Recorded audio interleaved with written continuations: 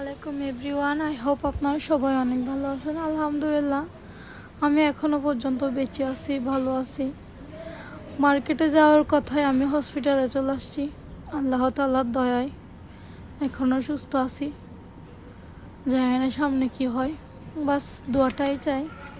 কালকেও গেছিলাম হসপিটালে, শরীরটা ভীষণ ব্যথা। হসপিটালে গেছে, ওইখান থেকে অন্য হসপিটালে পাঠাইছে কি কি করার জন্য, এক্সরে আলতা ওইগুলো করে আসছি। এখন রিপোর্ট দেখাইতেছি,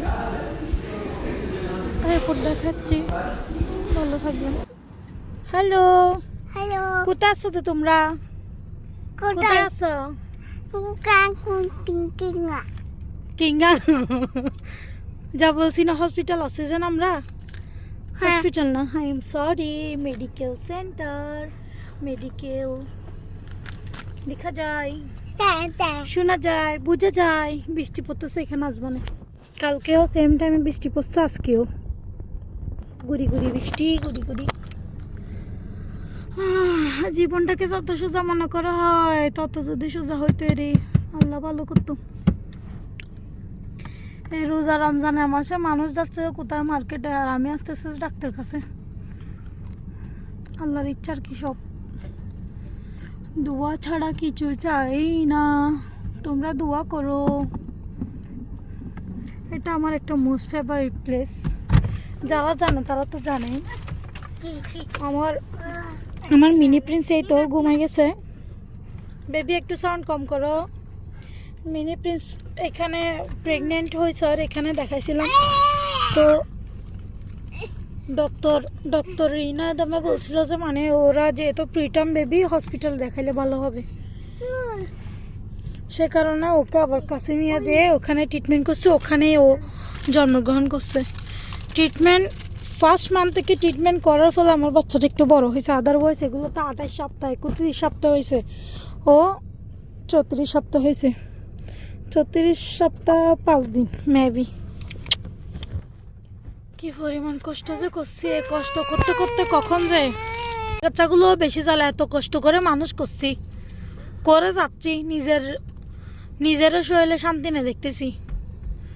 কোত্থেকে কি হয়ে গেছে আল্লাহ ছাড়া কেউ জানে না। ক্যান্সারও হয়ে গেছে। মানুষ বলে না উপরে ফিটফাট ভিতরে গুনে খাই ফেলছে, আমারও সেম অবস্থা হয়েছে। এত শক্তিশালী মানুষ এত তাড়াতাড়ি কেমনে যে দুর্বল হয়ে গেছে জানি না। এত রাগি বা কার সঙ্গে দেখাচ্ছি তাও বুঝতেছি না। কোনো কিছুকে ভয় না পাওয়া, কোনো কিছুতে দুর্বল না হওয়া, মানুষটা এখন এতটাই দুর্বল হয়ে গেছে, এখন কিছুই ভালো লাগে না।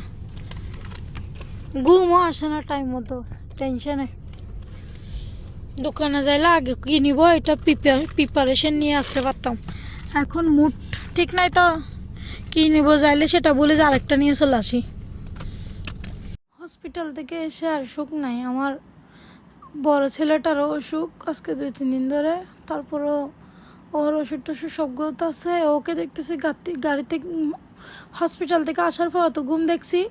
আমি ভিতরে গেছিলাম, ওরা বোধরকে নিয়ে গাড়িতে বসছে, কিন্তু তারপরে দেখতেছি যে মানে শরীর ছেড়ে দিয়েছে। আমার ছেলেটা গায়ে জোর উঠলে একদম নীরব হয়ে যায়, কথাটাও বলে না, একদম চুপ, পুরো শরীর নরম হয়ে যায়। ঘরে দেখতেছি বেশি গায়ে যায়। এখন ওষুধ টষুধ খাওয়াই দিছি, বলতেছে বুকে ব্যথা, পেটে ব্যথা, একটু বিক্সরা মেজে দিছি। দোয়া করবেন সবাই। নিজেরও শান্তি নেই, বাচ্চাদেরও শান্তি নেই। এই অশান্তির মধ্যে কীরকম করবো, কি করবো জানি না। দোয়া ছাড়া আর কিছুই চাই না। রোজার মাস দোয়া করলে হয়তো বা সবারই ভালো হবে। দুটোটা ছেলের অসুখ। আল্লাহ হাফেজ, ভালো থাকেন। আল্লাহ যেন সবাইকে সুস্থ রাখে, দোয়া করি, আপনারাও করিয়েন। আল্লাহ হাফেজ, আসসালামু আলাইকুম।